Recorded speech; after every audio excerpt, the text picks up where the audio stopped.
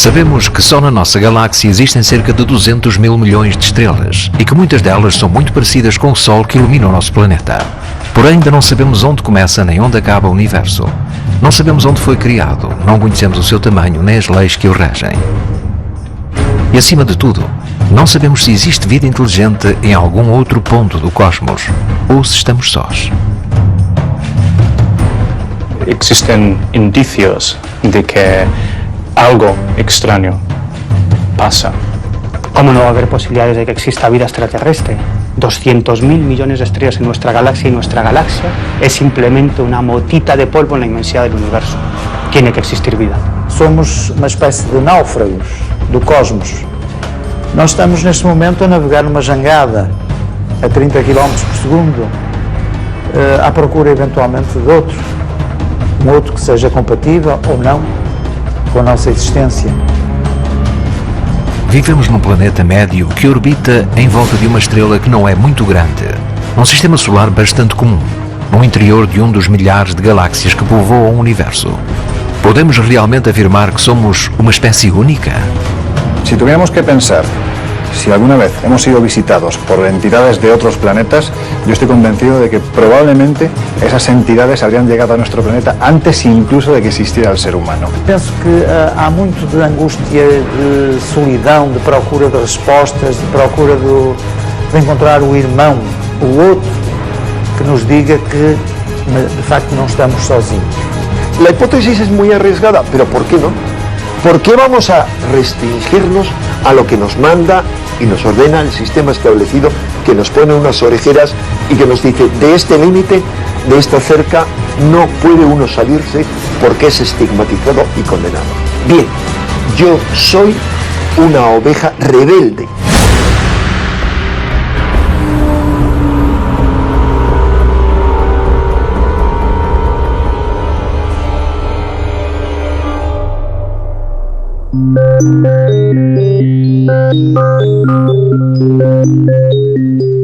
Quando se estuda um fenómeno OVNI em profundidade, acaba por se aceitar em 90% dos casos que se trata de um cometa, um balão meteorológico, sugestão coletiva, um protótipo militar ou simplesmente imaginação popular. Mas nem sempre. Es probable que entre tantos casos, entre tantos miles de casos, exista uno que podría mostrar que nos hayan visitado desde fuera. No dia 24 de julho de 1947, perto do Monte Rainier, no estado de Washington, desaparece um avião de combate a incêndios. Kenneth Arnold, um piloto local, preparou o seu Calera A2 e partiu à sua procura. O céu estava limpo. E de repente algo lhe ilumina o cockpit, começa a fazer ali impressão na cara, e ele tenta perceber o que é que se passa ali e, olhando pela janela do seu avião, repara que há ali uns objetos. Perante ele e sobre o Monte Rainier, Arnold avistou 9 aeronaves em formação.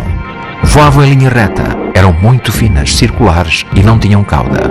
Não eram aviões, mas também não sabia com o que se deparava. Se puede decir que cuando Kenneth Arnold vio platillos volantes en junio de 1947, fue el día que todos vimos platillos volantes por primera vez.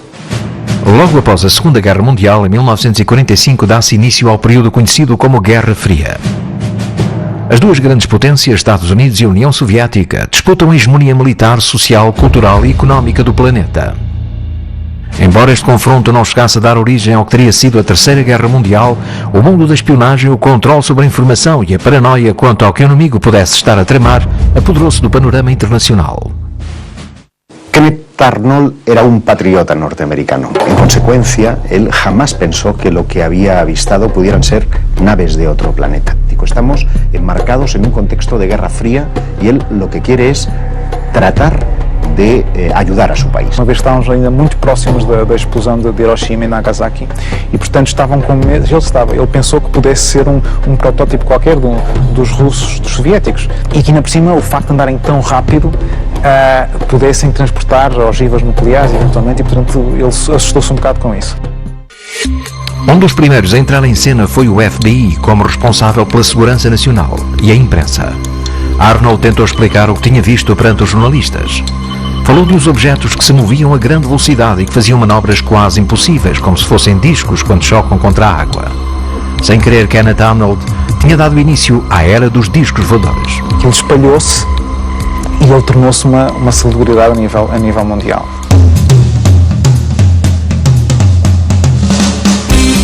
Las emisoras de radio empezaron a ofrecer recompensas a cambio de un platillo volante auténtico. En esa época nadie se imaginaba que podrían ser del tamaño de una nave espacial. Así que cuando las personas presentaban objetos diciendo que los habían visto caer del cielo, la mayoría de las veces eran pequeños, como platos o platillos, o incluso no tenían forma de platillo, ou a tazas incluso.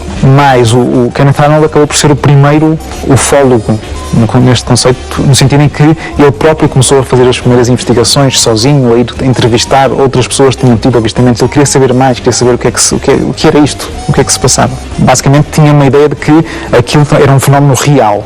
Y, por tanto, no era para brincar. No. Kenneth Arnold fue una persona muy sincera que solamente explicó lo que había visto.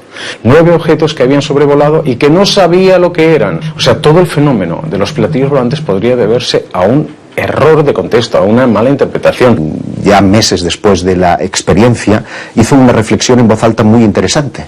Y es, aquí parece que todo el mundo está loco, menos yo. Sofreu bocado com pressões no sentido de, não sabemos se do governo, se de militares, mas alguém lhe bateu à porta e disse claramente que ele devia parar de falar sobre aqueles acontecimentos. La historia de los platillos volantes quizás empezó con Kenneth Arnold aquel día, el 24 de junio, pero los ovnis en sí ya llevaban siglos observándose en el cielo. La península ibérica ha jugado un papel importante dentro de esta casuística y también encontramos registros antes de la fecha en la que Kenneth Arnold tuvo su avistamiento. Sem ir mais longe, 10 anos antes do avistamento de Arnold e quando ainda não existia a palavra OVNI, algo muito similar àqueles discos voadores já cruzava os céus da Península Ibérica. Em 1936 começa a Guerra Civil Espanhola, um período em que a população se mostra muito mais preocupada com a pobreza ou com os bombardeamentos do que com uma possível visita extraterrestre. Fue un conflicto en el que uno de cada 20 españoles, que se dice pronto, uno de cada 20 españoles se dejaron la vida, bien en la guerra o bien como consecuencia. En 1936, evidentemente que no era una España preocupada por algo que no existía. Yo creo que ni tan siquiera a partir del 47, cuando empieza la historia moderna del fenómeno OVNI, ni tan siquiera es consciente de que hay un fenómeno que se llama OVNI. Es verdad que antes que Arnold, en España, hemos tenido noticias de avistamientos de objetos en el firmamento que no podemos explicar. Por ejemplo, en la comarca de las Urdes, en el norte de Cáceres, allí la gente hablaba de banastros voladores. Es decir, lo que surcaba aquellos montes desprendiendo una enorme luz que asustaba, de hecho, porque asustaba realmente a los testigos, era lo más parecido a esos cajones que hoy podemos ver en los que viven las avispas. Pero, por ejemplo, si te vas a la zona de Sevilla, hay un caso fascinante que protagoniza un señor que se llama Juan el Palmareño, ¿no? Y él, muy cerca de Aznalcóllar, va en su coche conduciendo y a muy poquita distancia se le coloca lo que él identifica como un autobús volador. Em Maiorca e após uma dura batalha no dia anterior, os 80 defensores da fortaleza de Pollença, que ainda se mantinham de pé, vêm aparecer 3 objetos circulares sobre o mar. Temerosos de que se tratasse de um novo ataque, tomaram posições. Os soldados descreveram-nos como umas aeronaves com forma de disco que voavam de forma impossível. Los muy diversos testimonios que vieron ovnis durante la Segunda Guerra Civil Española obviamente no podían estar influenciados por nada, porque es más, ninguno de los testimonios que yo conozco lo asocia a extraterrestres. Ven cosas asombrosas. Defensores da posição de Peñón de la Mata em Granada afirmam ver surgir um novo artefacto metálico a 200 metros de altura. Ante a impossibilidade de ser identificado como uma nave espacial na Espanha de 1938, as descrições referem um enorme sombrero mexicano cor de alumínio mate como a roda de um carro. Ao passar precisamente por cima do lugar que os soldados defendiam, estes chegaram a vislumbrar janelas escuras nas laterais. Girava sobre si mesmo e emitia algo parecido a vapor. Hay un caso que me parece tremendamente sólido y en el que tenemos como testimonio una fotografía que fue publicada por el diario ABC, mostrándose en el momento en el que los combatientes están formando parte de una batalla, como si quisiera entrar en la foto, como si realmente ese objeto no identificado quisiera pasar a la historia. Y una familia de temporeros que trabajaba en la zona de Yeste, de Peñascosa, en Albacete, aseguraba que en aquel lugar algo aterrizó en mitad de los campos, pero ojo, no solo aterrizó, sino que es que incluso de aquel cacharro, de aquel aparato, de aquella supuesta nave, descendieron dos seres que estuvieron conviviendo con los temporeros, no trabajaban con ellos, no les aleccionaban de ninguna forma, pero sí parecían observar. Esto ocurre, como te digo, en el mes de febrero del año 1937. Vários habitantes de uma pequena povoação da região de Cáceres receberam pouco tempo depois, em 1939, várias visitas de um ser com pernas de metal cuja aparição era quase sempre precedida de um forte clarão. Tinha o aspecto de um soldado estranho que caminhava a passos largos e de forma desajeitada. Cuando el testigo está referenciando que está viendo algo en los cielos, no te habla de un fenómeno ovni, te habla de una cafetera voladora, porque para él era lo más cercano que tenía a lo que era su monotonía diaria. 5 meses mais tarde, nas montanhas de Alcarria, um tenente e o seu assistente depararam-se com um artefacto com cerca de 11 metros, suspenso a 2 metros do solo. Na base, uma coluna de luz suportava 2 pessoas que as testemunhas julgaram ser agentes do Generalísimo. Protótipos nazis? Primero, no hay ni una sola evidencia que en 1936 al 39, ni una, hubiera naves de tipo discoidal desarrolladas en Alemania, como después sí hay proyectos, o sea, un poquito después. Pero segundo, lo interesante es que simultáneamente y a veces en el mismo mes en que se dan esas apariciones en España, encontramos apariciones similares en todo el globo. A Força Aérea Espanhola era muito reduzida e antiquada. A primeira ajuda da Alemanha foi materializada em 20 aviões Junkers, mas nenhum desses aviões correspondia às características descritas pelos testemunhos. Uma aeronave circular na Espanha de 1938? Si los hubiera visto Kenneth Arnold, hubiera dicho, esto es lo que vi, ¿no? Es lo más parecido a un platillo volador. Pero de ahí a pensar que la enorme cantidad de sucesos que se produjeron, no solo en tiempos de la Guerra Civil, sino antes y después en nuestro país, sean todos explicables desde el punto de vista de un prototipo militar.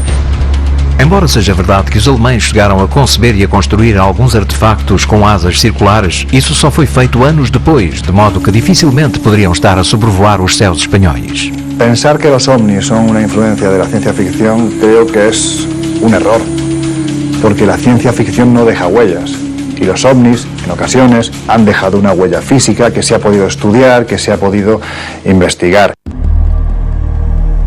Sombreros mexicanos, cafeteiras e autocarros voadores. Enquanto as descrições daqueles objetos estranhos se identificavam com artefactos facilmente reconhecíveis na Espanha dos anos 1930, os serviços de informação dos Estados Unidos estavam prestes a situar-se perante um fenómeno novo, sem nome e para o qual ainda não dispunham de protocolos de atuação.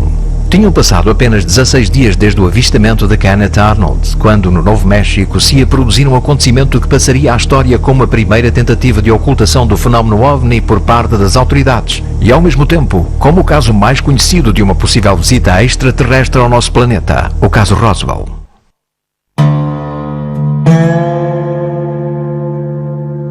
No dia 10 de julho de 1947, Mac Brazel, capataz do rancho Foster, encontrou os restos de um estranho objeto metálico.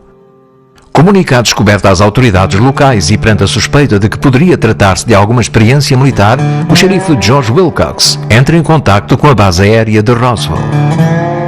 2 horas depois, todo o perímetro estava sob controle militar.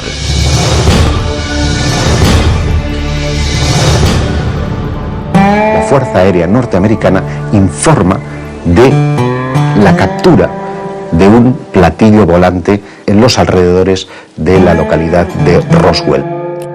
Quem emite este comunicado é o oficial de Relações Públicas, o tenente Walter Hood. Horas mais tarde, desde Washington, é desmentida esta informação e assegura-se que o objeto voador encontrado no Novo México não passa de um balão meteorológico. Por mucho que hayan intentado echar arena encima de Roswell, es evidente que ahí ocurrió algo raro y, en opinión mía y de mucha gente que vivió en Roswell en aquella época, allí cayó una nave extraterrestre. O caso Roswell passou a ser considerado ultra secreto. Porém, os protagonistas do evento não foram completamente silenciados, apesar de todos eles afirmarem ter recebido visitas do Exército e do FBI. Ahora ya no se habla de una nave, se habla incluso hasta de dos naves extraterrestres que se estrellan en el desierto de Nuevo México. Son recuperados varios cadáveres, uno de ellos de los tripulantes incluso podría estar herido, murió un tiempo después. O xerife Wilcox contou à sua família que um disco voador se tinha despenhado no rancho Foster, que tinha visto os cadáveres de alguns alienígenas e que chegaram inclusivamente a encontrar um com vida. A agência funerária Ballard de Roswell, que dispunha de um contrato para proporcionar serviços à base aérea, recebe uma chamada de um oficial que solicita 3 caixões, o mais pequenos possível, e que pudessem ser hermeticamente fechados. O próprio Marcel assegura que se tratava de uma nave espacial e que os militares chegaram a substituir as peças que ele encontrou pelas de um balão meteorológico. Despenhou-se realmente em Roswell uma nave extraterrestre? E se assim for, chegaremos algum dia a saber o que aconteceu ao alienígena encontrado ainda com vida?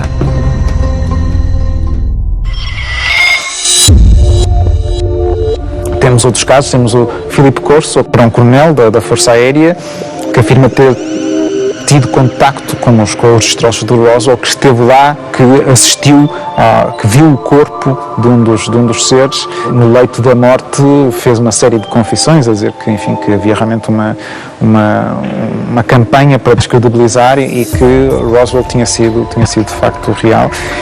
Corso afirma que, a certa altura, se apercebeu que os radares interferiam na sustentabilidade desses chamados UFOs, ou OVNIs, e que assim que os militares se aperceberam disso, começaram a direcionar o radar no sentido de os fazer cair. Corso diz que muita da tecnologia, muito do desenvolvimento tecnológico que houve no século XX foi devido à reengenharia da recuperação que houve de certos objetos que caíram, que os militares tiveram acesso e que conseguiram recuperar essa tecnologia, e daí o desenvolvimento dos computadores, dos ecrãs de plasma, enfim, todo este muito acelerado progresso que nós tivemos no século XX resulta de facto, a começar por Roswell e de outros que tenham acontecido que têm a ver. Casualidade ou não, nos 20 anos que se seguiram ao incidente de Roswell, a humanidade alcançou um desenvolvimento tecnológico inimaginável poucos anos antes. A década de 1940 foi marcada pelo controle de energia nuclear. Como consequência da Segunda Guerra Mundial, desenvolveu-se o radar e constroem-se os primeiros computadores eletrónicos. Entretanto, as casas enchem-se de eletrodomésticos. Em 1950 é inventado o cartão de crédito. Em 1953, Watson e Crick descobrem a estrutura do ADN. Em 1958, desenvolvemos o chip. Em 1961, Yuri Gagarin torna-se o primeiro astronauta e nasce a tecnologia laser. Em 1967, quando já somos capazes de produzir micro-ondas, leva-se a cabo o primeiro transplante de coração. Apenas 2 anos depois, o ser humano pisa a Lua. Se de facto estas pessoas que dizem que participaram em equipas de recuperação, com certeza que tiveram acesso a outro tipo de tecnologia deles. Com certeza que tiveram a trabalhar em como perceber como é que aquilo funcionava, mas estamos a negar acesso a essa informação. O ex-ministro da Defesa canadiano, Paul Hellyer, é também uma das pessoas que diz que Roswell é verdade. Sabe que existe uma campanha de descredibilização. El testimonio más potente para mí es el de un muchacho, un joven, en aquel entonces, cuyo padre estaba destinado en la base de Roswell, inmediatamente después del caso, pero que vivió, habló con muchos testigos, y este hombre se convirtió luego en el único doctor en ciencias que, con su doctorado debajo del brazo, y siendo además ingeniero y siendo piloto de pruebas de primerísima línea, pisó la luna. Era el doctor Edgar Mitchell. Dr. Edgar Mitchell, 6º homem a pisar na Lua, foi muito claro em dizer que falou com pessoas dentro do governo, dentro de outras estruturas, que lhe disseram ou que lhe confirmaram que há mais para além do fenómeno OVNI e que, inclusive, aquilo que aconteceu em Roswell foi real. Cuando él no solo se ha jubilado, sino que ya le da lo mismo lo que le digan, se ha convertido en uno de los mayores combatientes acerca de que el gobierno americano tiene naves capturadas. Recentemente, finais de junho, inícios de julho de 2012, Chase Brandon, ex-operativo da CIA, veio dizer que tinha acesso a informação acerca do Roswell e que o Roswell de facto teria acontecido. Temos o coronel Philip Corso a dizer que Roswell foi verdade, temos o astronauta Edgar Mitchell a dizer que Roswell foi verdade e agora temos um apelativo da CIA dizendo que Roswell foi verdade. Que verdade é esta que nós precisamos de saber e que não é dada a público? Otro de los casos que podríamos comparar con Roswell sería el extraño suceso que aconteció en el año 1994 en una población gallega llamada Serra de Outer. 18 de enero de 1994. Infinidad de testigos en diferentes puntos de Galicia describen la aparición en los cielos de una bola luminosa que va dejando tras de sí un rastro también de luz, ¿no? La mayoría de ellos se refiere a un objeto que avanzaba en trayectoria descendente, ¿no? La noche anterior se han estado viendo luces en los cielos, se han oído estruendos brutales y cuando se han acercado a una zona muy cercana a este pueblo se han encontrado con un cráter descomunal.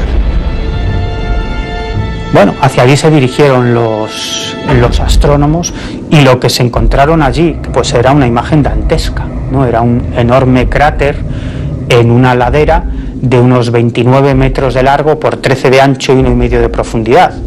Que además, fijaros, ha provocado que árboles, pinos, carballos también, centenarios de varias toneladas de peso, allí algo ocurrió. Dentro de ese equipo de científicos hay algunos que creen que el cráter fue provocado por algún tipo de objeto desconocido, pero lo cierto es que no había absolutamente nada. Había la aparición de un objeto extraño en los cielos, cuyas características no eran propias ni de un objeto natural, ni de ningún objeto artificial conocido, y por otro lado un cráter del que no sabían absolutamente nada. Sí es cierto que algunos vecinos de la zona decían que pocos días después de ese supuesto impacto habían visto por la zona militares.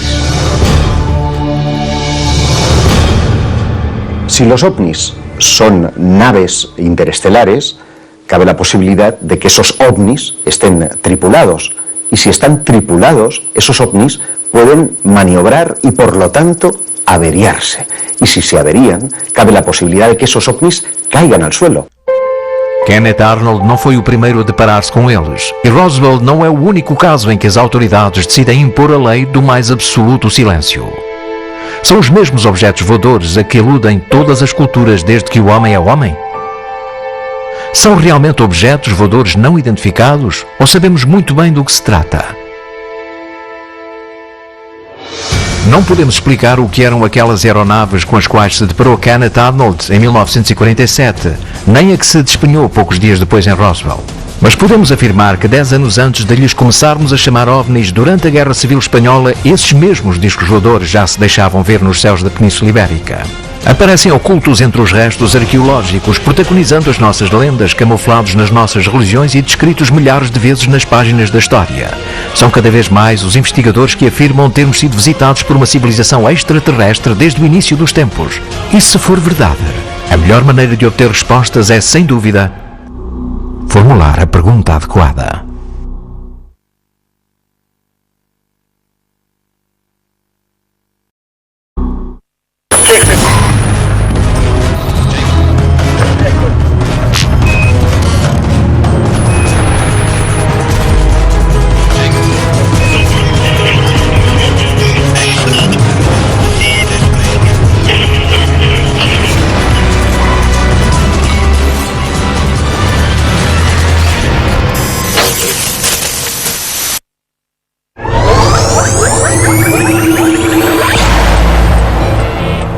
Teorias da conspiração, ficção científica ou paranoia. A verdade é que todas as potências contaram com organismos encarregados de recolher informação e investigar o fenómeno OVNI.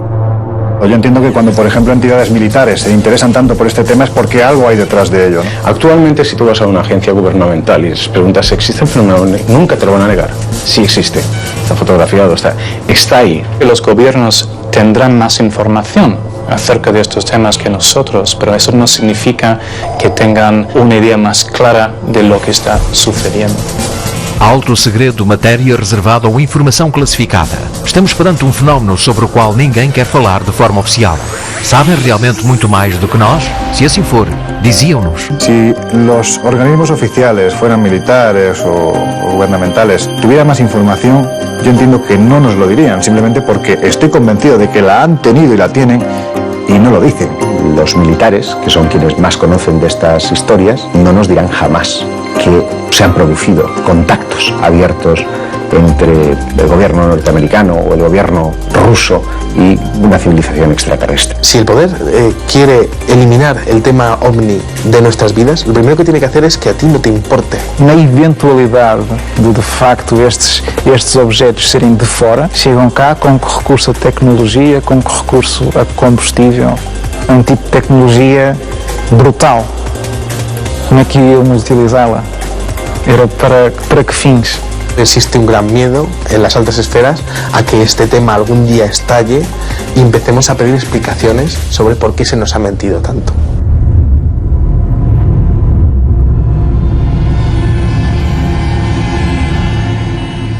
Em meados dos anos 1970, o ser humano, já capaz de dar pequenos saltos no espaço, viu-se preparado para encarar a procura de vida noutros planetas.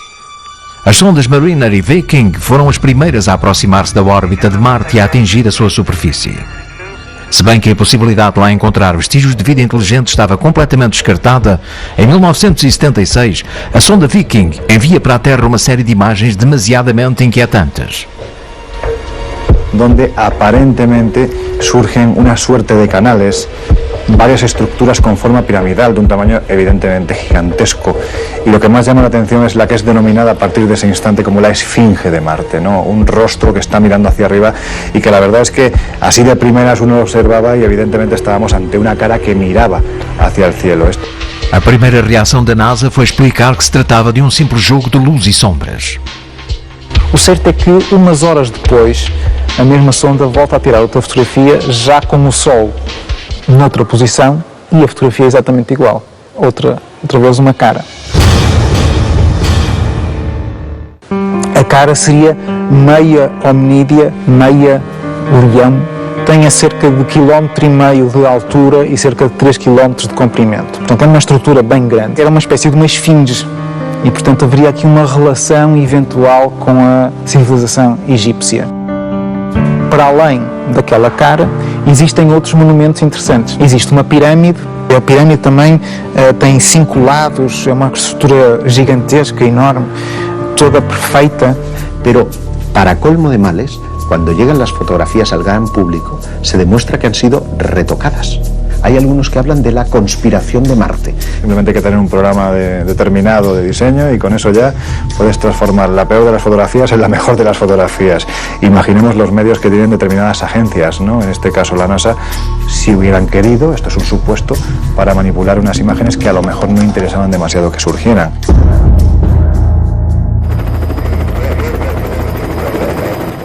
Em 1984, uma expedição científica chega à Antártida para recolher amostras de meteoritos.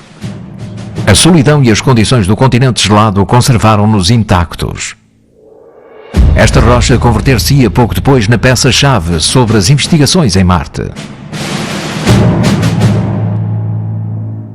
Pesa quase 2 kg e é conhecida como ALH. Em 1996, a NASA apresentou à imprensa como um meteorito marciano com marcas fósseis de certos seres vivos. Desde então, este aerólito e outros recolhidos em várias partes do globo originaram um debate aceso na comunidade científica sobre estarmos sós ou não perante a prova definitiva de que em Marte também houve um momento em que houve vida.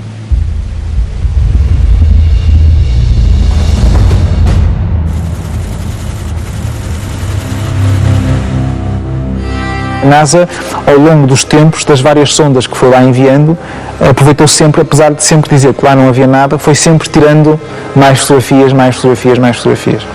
Mas sempre descredibilizando. ¿No? Pero fíjate qué curioso. Resulta que esas caras se ubican en Marte justo en la misma zona en la que en la Tierra, si hiciéramos una correspondencia, estarían situadas nuestras pirámides. Podríamos inferir, por tanto, que están realizando un espejo del cielo en la Tierra. Algunas de esas construcciones tenían diferentes ángulos rectos y tenían diferentes proporciones entre sí que eran lógicas, o sea, como si fuesen las ruinas de una antigua ciudad.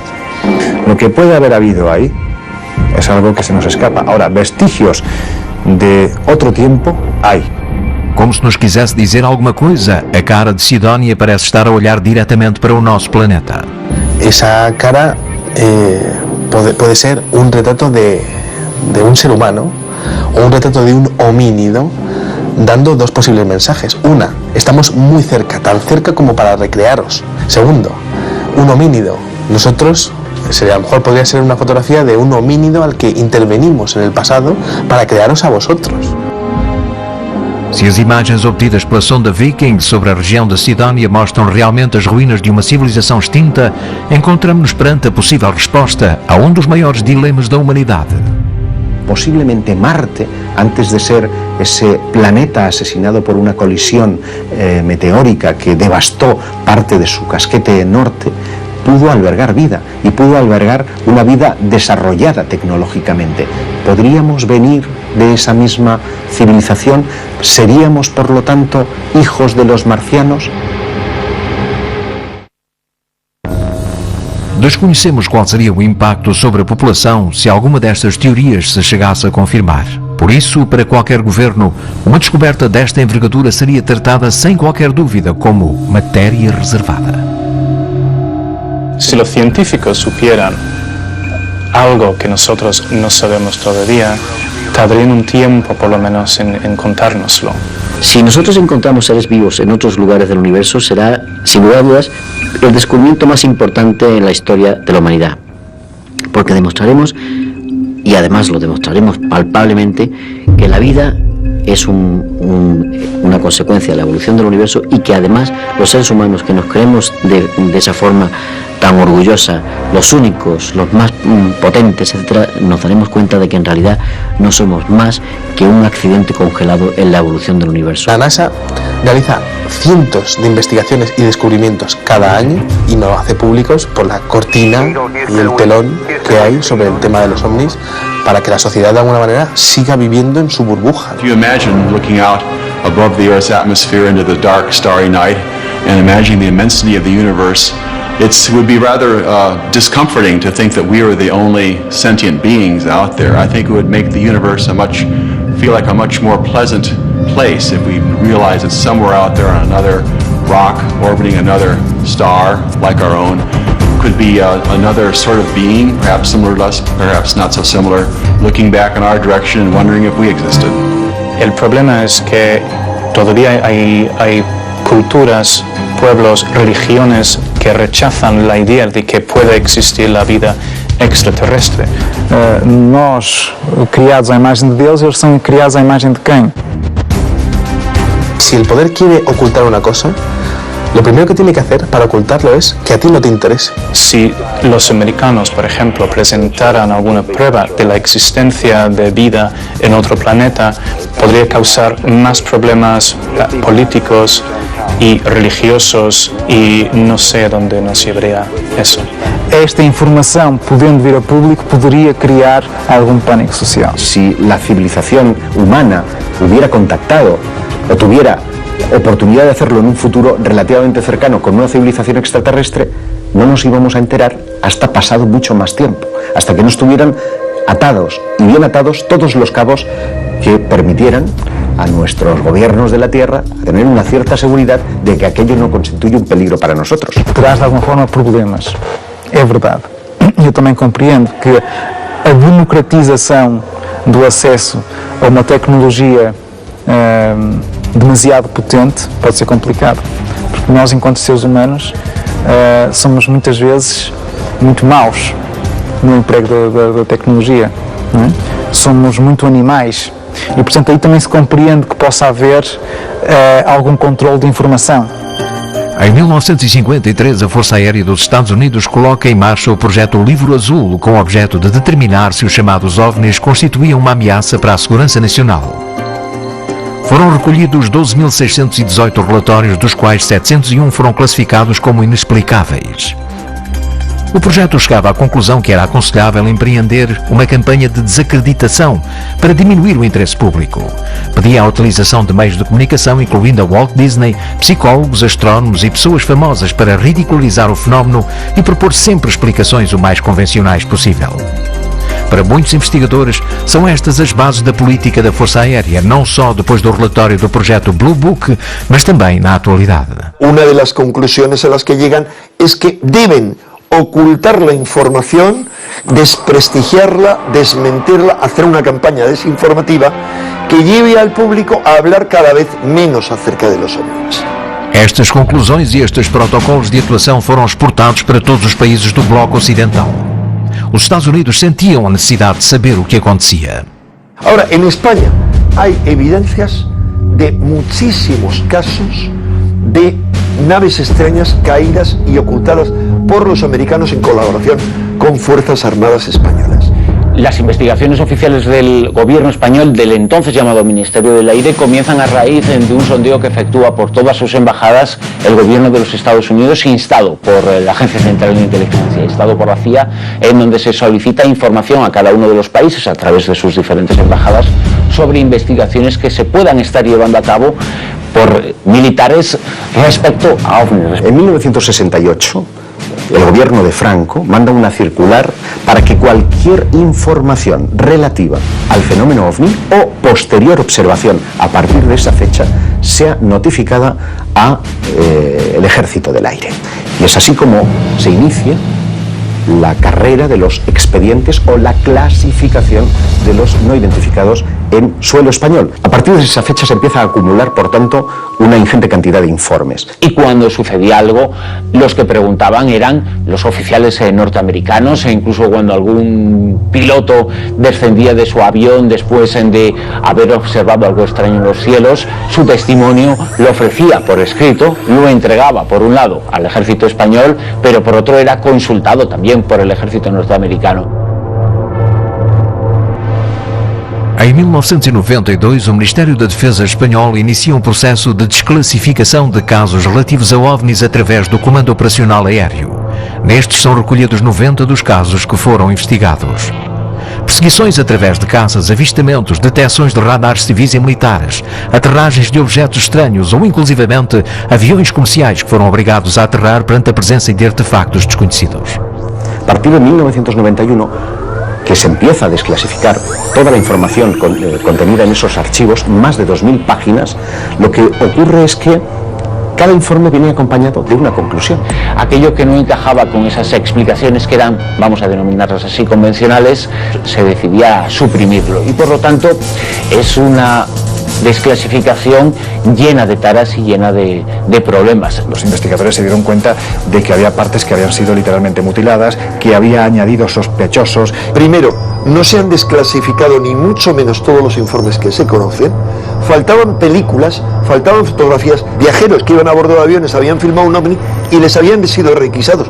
¿Dónde están esas filmaciones? El suceso de diciembre del año 1990 en Galicia, cuando durante nada más y nada menos que 12 horas una serie de objetos no identificados aparecen en las pantallas de radar. Aquello motiva únicamente un expediente de 2-3 folios, sin embargo lo que sucedió fue mucho más grave. Se sabe y se conocen otros documentos que son mucho más importantes. Podemos llegar a concluir sin ningún riesgo que no se ha dado a conocer toda la información. No es creíble. Los análisis que se han hecho no son creíbles y son una manipulación burda. Dentro de la desclasificación ovni española hay casos muy importantes. Yo te podría decir que evidentemente el que es un clásico, ¿no? El caso Manises. Caso Manises. Este relatório descreve como, no dia 11 de novembro de 1979, um avião Super Caravelle da companhia TAI com 109 passageiros levanta voo de Maiorca com destino a Tenerife. O piloto e a tripulação observam uma série de luzes vermelhas que se dirigem em rota de colisão para eles. Nervosos pedem informações via rádio, mas nem o radar militar nem a torre de controlo, apesar de captarem o sinal daquele objeto, conseguem dar uma explicação. La conversación que mantienen los pilotos con torre de control es absolutamente fascinante porque te das cuenta del temor tan tremendo que muestran estos pilotos ante algo que desconocen, que sube y baja a una velocidad vertiginosa.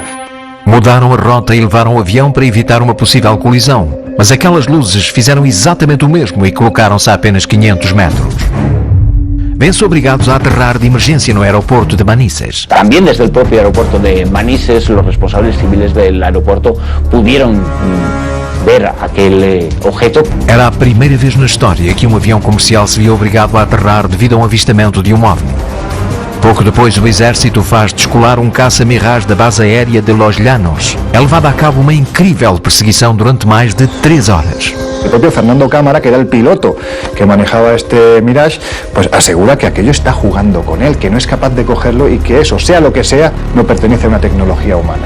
Él dice que logró aproximarse y dibujar una especie de diábolo, es decir, de 2 triángulos que estarían unidos por el vértice. Esa es la estructura que él habría podido avistar y para él no cabía la menor duda que aquello que estaba persiguiendo era un objeto que maniobraba inteligentemente. La explicación que te da el Ejército del Aire a través de los informes que se emiten después de la desclasificación es, por un lado, chimeneas argelinas, unas chimeneas de Argelia, la luz se ve y el piloto lo confunde, el piloto del avión Super Caravelle y el piloto del avión caza, lo confunde y por otro lado, planeta Venus. Es decir, estamos ante una explicación absolutamente sesgada y manipulada. Yo diría que hay más casos en los que se sabe que participó el ejército, que hay informes oficiales que no se han dado a conocer, que casos que se hayan dado a conocer. Oficialmente se han perdido, no se han archivado. Extraoficialmente y por lógica tenemos que pensar que algo se quiere ocultar sobre ese tipo de eventos.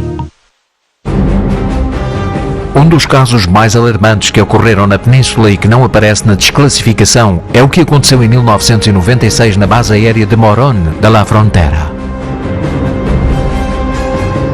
Esta instalación militar es enorme, ¿no? Y hay unas medidas de seguridad tremendas. Una serie de militares que se encontraban de guardia en ese momento observan en la pista de aterrizaje de Morón de la Frontera la aparición de un objeto con la forma más antiaerodinámica que te puedes echar a la cara. Un objeto en forma de Zeppelin enorme con una serie de luces a su alrededor y parecía que iba a tomar tierra. Cuando han recorrido prácticamente la mitad de la pista de aterrizaje, pega un acelerón y en décimas de segundo se convierte en un punto de luz lejano y desaparece. Embora o Exército sempre se tenha mantido fiel à postura de negar cada caso, encontramos sérias contradições no interior da desclassificação de 1992. Te digo que tuvieron un fallo porque desclasificaron la conocida como IG 40/5, que es una instrucción, una serie de folios donde te dicen a los militares pues cómo tienen que comportarse ante un testigo, ante la posibilidad de que haya habido un aterrizaje, ante la posibilidad de que haya de esa nave hayan bajado una serie de humanoides. Es decir, si tú no crees, ¿para qué remites eso a todas tus bases y acuartelamientos? Algo detrás hay, cosas tan sumamente completas como son folios en los que tienes que describir cómo es el supuesto tripulante de esa supuesta nave extraterrestre. O fenómeno OVNI foi estudado e manteve em alerta as altas instâncias do Exército durante décadas. Continua a ser importante para eles? Hay un pequeño error, es pensar que el fenómeno en España no es secreto, sigue siendo secreto y sigue clasificándose todo aquello que después de una investigación pueda considerarse como no explicado. Siempre hay algún segmento dentro del ejército y por supuesto en su colaboración con el ejército norteamericano que está pendiente del tema. Si algún ovni cae en el territorio nacional, inmediatamente será cercado y habrá sobre él, se tenderá el pacto de silencio que hay en torno a este tema. Pero también hay militares que estando dentro de los principales lugares donde se produjeron esos incidentes salen diciendo que no, que lo que allí hay pertenece a inteligencias de otros planetas y que ellos mismos, como gente preparada que han sido como parte de esa USAF, que han estado dentro en el meollo de la cuestión, aseguran que es auténtico. Temos o caso de Robert Dean,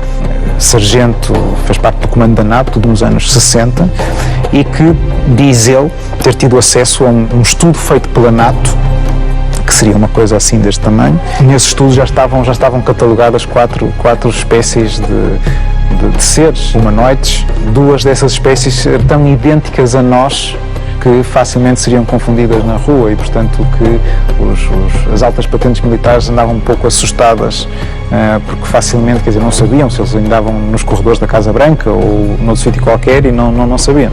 O certo é que nunca ninguém disse que ele não estava a falar a verdade. Eles temos um outro caso, que é o sargento Clifford Stone, também afirma ter estado envolvido numa equipa especial de recuperação de destroços de OVNIs e que havia uma equipa específica para tratar desse tipo de casos. Eles imediatamente sabiam onde havia caído, ia lá uma equipa isolar o local, tentar recuperar tudo o que havia, fossem seres, fossem só bocados de material.